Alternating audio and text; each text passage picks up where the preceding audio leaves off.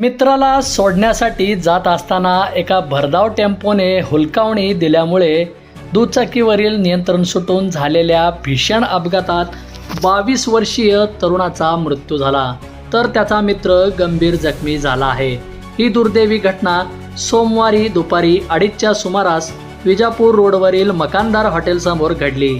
निसार जावेद मुल्ला, वय वर्ष 22, राहणार 2 नंबर झोपडपट्टी, विजापूर नाका, सोलापूर असे मृत तरुणाचे नाव आहे। तर त्याचा मित्र तबरेज जमीर यादगिरी, वय वर्ष 23, हा गंभीर जखमी झाला असून त्याच्यावर रुग्णालयात उपचार सुरू आहे।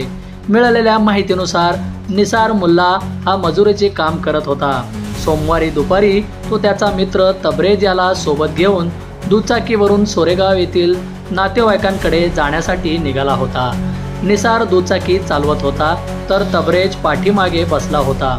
विजापूर नाका ते सोरेगाव दरम्यान जात असताना SRPF कॅम्पजवळ एका अज्ञात टेम्पोने त्यांच्या दुचाकीला जोरात कट मारली। टेम्पोच्या हुलकावणीमुळे निसारचे दुचाकीवरील नियंत्रण सुटले आणि त्याची दुचाकी रस्त्याच्या बाजूला उभ्या असलेल्या एका कारला पाठीमागून वेगाने जाऊन धडकली। हा अपघात इतका भीषण होता की निसारच्या डोक्याला व शरीराला गंभीर दुखापत झाल्याने तो जागीच बेशुद्ध पडला। अपघात घडताच स्थानिक नागरिकांनी त्याला तातडीने उपचारासाठी सोलापुरातील शासकीय रुग्णालय अर्थात सिव्हिल हॉस्पिटल येथे दाखल केले, मात्र डॉक्टरांनी तपासणीपूर्वीच त्याला मृत घोषित केले। पाठीमागे बसलेला तबरेज यादगिरी हा देखील गंभीर जखमी झाला असून त्याच्यावर सिव्हिल रुग्णालयात उपचार सुरू आहेत।